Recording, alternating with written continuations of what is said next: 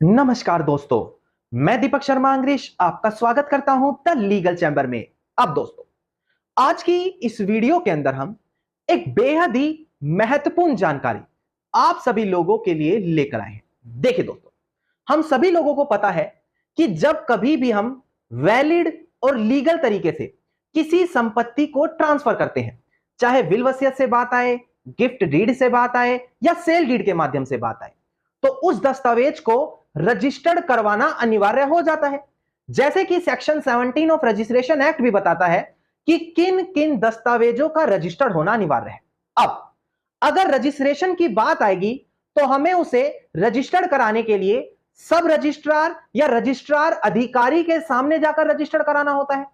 पर कई बार देखने को मिल जाता है जब यही अधिकारी हमारी उस सेल डीड या किसी दस्तावेज को रजिस्टर्ड करने के लिए मना कर देते हैं, या फिर एक रजिस्टर्ड दस्तावेज को ही अवैध ठहरा देते हैं, उसको कैंसिल कर देते हैं। अगर मैं आपको बोलूं कि ये पावर उनको है ही नहीं, अगर वो आपके दस्तावेज को कैंसिल कर रहे हैं तो आप उनके खिलाफ सीधा हाई कोर्ट में जाकर एक्शन ले सकते हैं। और आज की वीडियो में मैं आपको यही चीज क्लियर करके देने वाला हूं कि जो हमारे ये सब रजिस्ट्रार या रजिस्ट्रार अधिकारी होते हैं, जिनका काम होता है दस्तावेजों को रजिस्टर्ड करना, उनको ये पावर है ही नहीं कि वो हमारे उन दस्तावेजों को कैंसिल कर सकें।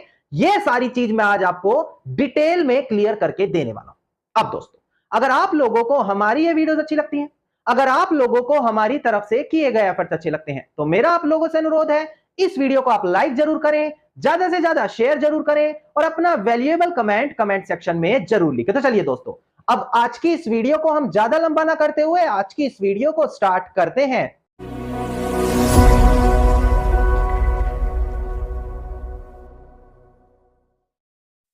अब दोस्तों, सबसे पहले वीडियो की स्टार्टिंग में ही मैं आप लोगों को क्लियर कर देता हूं। देखिए, आज हम ऑनरेबल सुप्रीम कोर्ट और तमाम हाई कोर्ट की कुछ रेलिवेंट जजमेंट क्लियर करेंगे, जहां पर आपको यही बताया जाएगा कि ये जो रजिस्ट्रार ऑफिसर्स होते हैं, इनको कितनी पावर कानून में दी गई है।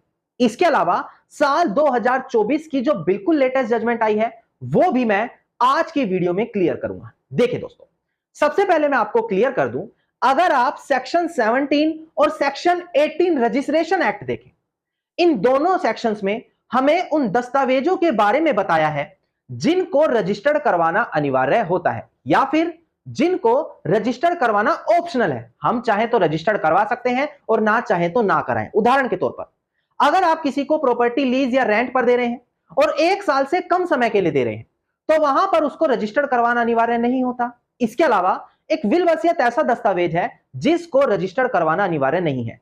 सेक्शन 18 रजिस्ट्रेशन एक्ट इसी बारे में बात करता है। और वहीं अगर हम बात करें गिफ्ट डीड, सेल डीड या पावर ऑफ अटॉर्नी, जहां पर प्रॉपर्टी ट्रांसफर की जा रही है, तो इन केसेस में उन दस्तावेजों का रजिस्टर्ड होना अनिवार्य है। Section 17 of registration act. Now अगर बात आएगी रजिस्टर्ड कराने की, तो आपको भी पता है कि हमें अपने नजदीकी, जिसके पास ज्यूरिसडिक्शन लगता है, उस एरिया के दस्तावेजों को रजिस्टर्ड करने का हम उस सब रजिस्ट्रार या रजिस्ट्रार अधिकारी के सामने जाते हैं और अपनी इच्छा जाहिर करते हैं कि हम अपनी संपत्ति गिफ्ट, सेल या फिर कुछ और करना चाहते हैं। आप इसको यहां पर रजिस्टर कर दें। अब कई बार देखा जाता है कि इस रजिस्ट्रेशन के दौरान या तो कोई पार्टी ऑब्जेक्शन लगा देती है, या फिर अगर एक बार रजिस्ट्रेशन हो जाता है, कंप्लीट हो गया सारा प्रोसेस, उसके बावजूद भी ये registrar officer suo motu power इस्तेमाल करते हैं और उन दस्तावेजों को कैंसिल कर देते हैं। अब क्वेश्चन ये आता है कि क्या इन अधिकारियों को, सब रजिस्ट्रार, रजिस्ट्रार या फिर जो इनके डिप्टी ऑफिसर्स होते हैं, सीनियर ऑफिसर्स होते हैं, उनको भी ये पावर है कि ऐसे दस्तावेजों को कैंसिल किया जा सकता है? अब ये चीज मैं डिस्प्ले पर रेलिवेंट जजमेंट के साथ दिखाकर आपको क्लियर करके देने वाला हूं। बड़ी ध्यान से अब आपको डिस्प्ले पर देखना अनिवार्य है। ध्यान दीजिएगा दोस्तों, डिस्प्ले पर देखिएगा। डिस्प्ले पर केस टाइटल है Earnest Foundation versus government of NCT of Delhi. ध्यान दीजिएगा, ऑनरेबल दिल्ली हाई कोर्ट की जजमेंट है। ऑनरेबल दिल्ली हाई कोर्ट ने Satyapal Anand versus state of Madhya Pradesh, इस ऑनरेबल सुप्रीम कोर्ट का जजमेंट भी रेफरेंस में दिया। ये जजमेंट भी आगे समझाऊंगा आप लोगों को। देखिए, पहले दिल्ली हाई कोर्ट ने यह कहा कि जो रजिस्ट्रार अधिकारी होते हैं, उनके पास रजिस्ट्रेशन एक्ट में ऐसी कोई पावर ही नहीं है। कैसी पावर? कि अगर एक रजिस्टर्ड डॉक्यूमेंट है, वो रजिस्टर्ड हो गया, तो उसके बाद जो सब रजिस्ट्रार और रजिस्ट्रार होते हैं, उनकी कोई पावर नहीं है उन दस्तावेजों को डील करने की। इसके अलावा जो inspector general, senior most officer है, उनको भी ये पावर नहीं है कि वो उन रजिस्टर्ड दस्तावेज को कैंसिल कर सके।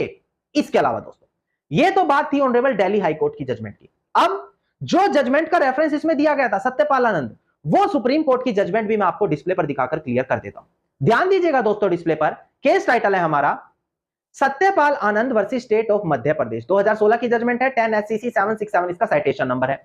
ऑनरेबल सुप्रीम कोर्ट ने यही बोला कि रजिस्ट्रेशन एक्ट 1908 में ऐसा कोई भी प्रोविजन, कोई भी कानून नहीं लिखा जहां पर रजिस्ट्रार को यह पावर दे दी कि रजिस्टर्ड होने के बाद वो दस्तावेज को दोबारा बुला सकता है। यहां पर बोला गया once the document is registered, कि अगर एक बार दस्तावेज रजिस्टर हो गया तो ये अथॉरिटी को, यानी कि रजिस्ट्रार सब रजिस्ट्रार को पावर ही नहीं है कि वो रजिस्ट्रेशन एक्ट का इस्तेमाल करते हुए उस दस्तावेज को कैंसिल कर दे। यहां पर इन्होंने साफ मना कर दिया कि रजिस्ट्रार को कानून में ऐसी कोई पावर नहीं दी गई है, और अगर वो अपनी पावर का गलत इस्तेमाल करता है तो आप ऑनरेबल हाई कोर्ट में जा सकते हैं। और इसका भी रेफरेंस मैं आगे आपको दूंगा ताकि आपको क्लियर हो जाए कि सारे स्टेप आखिरकार लेने कैसे हैं।